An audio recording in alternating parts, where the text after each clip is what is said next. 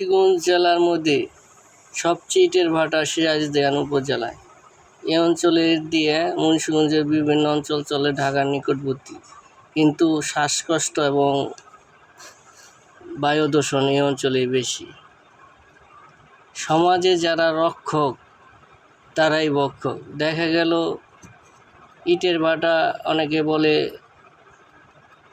চেয়ারম্যানের ইটের ভাটা, এসপির ইটের ভাটা, ডিসির ইটের ভাটা। তাহলে বিগত দিনেও এমপি মহোদয় এ বিষয়ে পদক্ষেপ নেওয়া কিছু করতে পারে না। অবৈধ ইট ভাটা এক সাইড দা অভিযান চলে, পরবর্তী 2-1 মাস বন্ধ থাকে, তারপর আবার চালু হয়। স্বয়ং মাননীয় প্রধানমন্ত্রী তারেক রহমান যদি এই বিষয়ে হস্তক্ষেপ করে, তো অবৈধ ইটের ভাটা থেকে শুরু করে ভূমিদস্যু অচিরেই দমন করা যাবে। আদার্সওয়াইজ সম্ভব না।